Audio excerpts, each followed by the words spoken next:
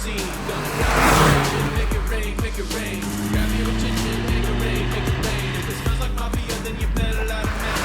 Wanna go president with me without a scratch. Who's ready? Who's ready? Come and get it. Who's ready? Who's ready? Come and get it. Well, for those who want the sporty experience, there aren't really very many hot hatches around. But Hyundai are aiming to offer that with the i20 N Line. Now, this is not the full-blown N car. It gets some cosmetic upgrades and some mechanical tweaks, and we have told you all about that in our earlier walk-around video. The link is on your screens right now.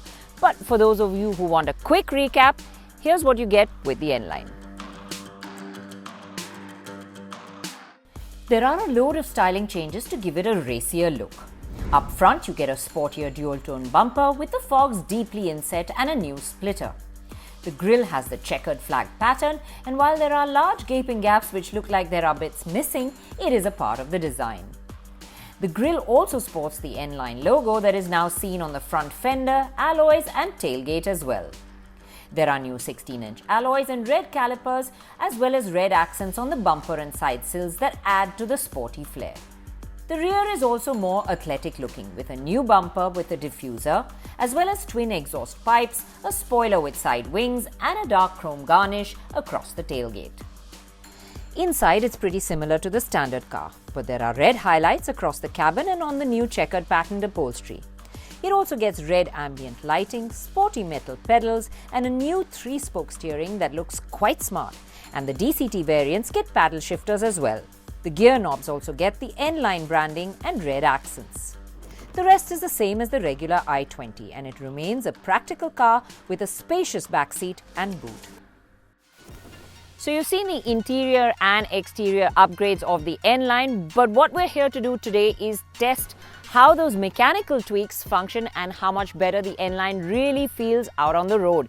Is it the sportier experience? Well, I'm about to tell you that, but before I do that, why don't you hit the subscribe button and click on the bell icon for notifications every time we drop a brand new video. और अगर आप ये video Hindi में देखना चाहेंगे तो हमारी Hindi channel Autocar India पे देखिए. Now, while there are mechanical upgrades, the power of the i20 remains unchanged in the N Line, and it is offered with the same 1-litre turbo engine that produces 120 HP and 172 Nm of torque. This comes mated either to a 7-speed DCT or the 6-speed IMT. Hyundai claim a 9.9 second 0 to 100 in the DCT, and while we didn't get our V-Box out on this one, the regular i20 DCT figure we have is 11.07 seconds. And this one's heavier by 10 kg. But let's see how it feels out on the road. Okay, let's get the show on the road.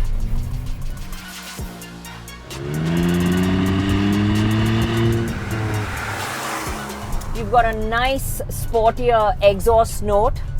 I would have liked a little bit more sound though.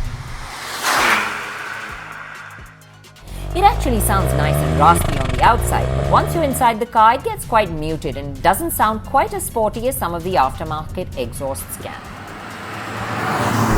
Now, where this feels really nice is in flat-out acceleration. Feels quick enough, doesn't really feel like a small engine. Gets up to speed pretty quickly. On a straight stretch of empty road, the car feels more stable and planted, especially at higher speeds. And slowing down is also a much more confident process with the brake discs at the rear, which are a new addition. The big change, however, is in the way the steering feels. And I have to say that the steering now feels much better.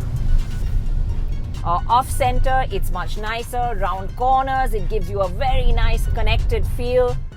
The steering is quicker to turn off-center. And while cruising at higher speeds, it offers a much more secure feeling with the slackness gone. The suspension has also been retuned and the dampers have been made 30% stiffer. And even body control is much better. There's very little roll, so yeah, this feels fun around corners. Then you have the paddles when you want a quick shift down, which is nice because it gives you that sporty feeling. But this is where you miss that little extra punch from the engine. When you lift off, you come into a corner and you dump your foot down again. It's a little dull below 2000 RPMs. With the performance and the way the engine is tuned remaining completely unchanged, this little engine has to work quite hard to get going below 2000 RPM, and that is noticeable especially with the DCT. It shifts up gears rapidly, even in the manual mode, so when you're driving enthusiastically, you cannot hold a gear, even in sport. And the DCT is not quick to shift down either when you want a burst of power. As a result, you have to resort to using the paddles quite often. But even so, the shifts just don't come as quick as you would like around a series of corners. And with the lag compounding it, accelerating out of them takes time, which takes away some of the fun factor. And especially with all the sporty handling that it has now, I would have liked a little bit more performance. While we enthusiasts will always want more performance and it can never be enough, the 1-litre turbo is still surprisingly good. And honestly, I didn't expect the rest of the changes to make such a big difference, but they do. The i20 now feels far more involving to drive, especially when you have manual control. But like the standard i20 turbo, the N Line doesn't get a manual with a traditional 3-pedal setup. This one's an IMT, which means an automated clutch and manual gear shifts. Is that a spoiler? Yeah, this is fun to drive because it lets you hold the gear and you get that power on a little bit quicker than you would in the DCT, because the DCT tends to shift up, drop the revs, and then it dies down on you. This lets you hold that power a bit more, so on a winding section of road, a bit more fun. The lag below 2000 RPM is much easier to handle, and being able to hang on to second gear for the series of corners made progress a lot easier. Overall, the IMT makes the 1-litre feel far more responsive. But it too is not perfect and the shifts are quite notchy, so quick shifts for enthusiastic driving are not the best. Still, on a winding section of road, it was the IMT that was more fun to drive of the two because it lets you make better use of the power on offer. But in flat-out acceleration, I think the DCT is the one that does better. Now, the other good thing is that despite the stiffer suspension, the ride quality hasn't changed too much. Yes, it is a little on the firmer and you will thud through a few bad potholes, but overall it still remains a comfortable car to be in. Apart from those changes, the i20 N Line carries overall equipment from the top spec version of the regular i20. It means you get the 10.25-inch touchscreen infotainment system with Apple CarPlay and Android Auto. However, the lower variant gets the 8-inch screen and is the one that has wireless Apple CarPlay and Android Auto, as it is the newer system. You also get the digital instrument cluster, wireless phone charging, cruise control, automatic climate control, a single-pane sunroof, 7-speaker Bose sound system, amongst other features. The i20 N Line additionally gets new voice recognition functions, along with an updated BlueLink app that features 16 free over-the-air map updates. Connected car features are up to 58 now, and it is compatible with Tizen, iOS and Android platforms for smartwatch functions. Safety features include 6 airbags, tire pressure monitoring system, rear view parking camera, automatic headlamps, electronic stability control, vehicle stability management and hill assist control.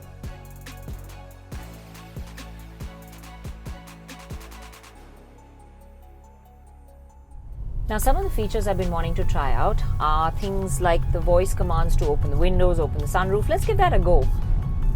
Open sunroof. Opening the sunroof.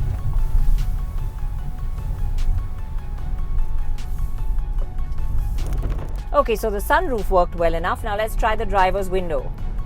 How can I help you? Open driver's window. Opening the driver's window.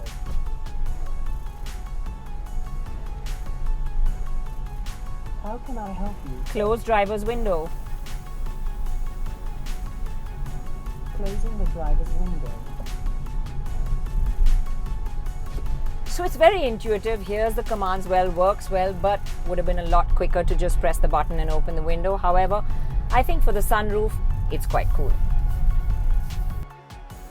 The N Line is offered in 2 trim levels and 3 variants. The i20 N Line is available in 4 monotone paint options: Thunder Blue, which is new and exclusive, Fiery Red, Titan Grey and Polar White.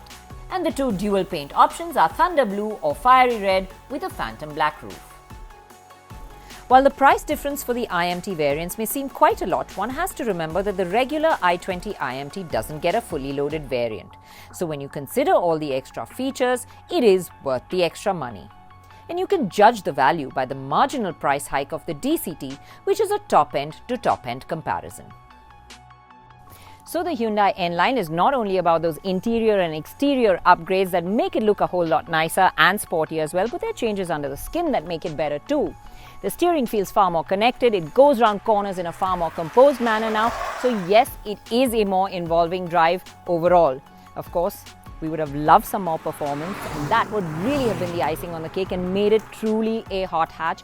You miss it all the more because of this sportier handling now. But on the flip side, you get all these upgrades at a very marginal step up in price from the top end of the regular i20. And you get it all, of course, with everything that you had before, the features, the practicality and the efficiency of the original i20.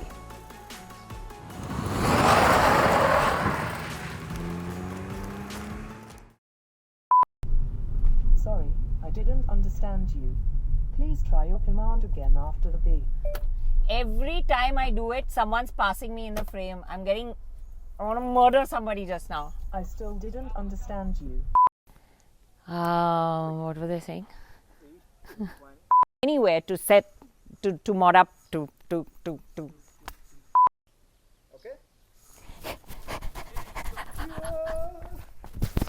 Nice. Chalo, lunch.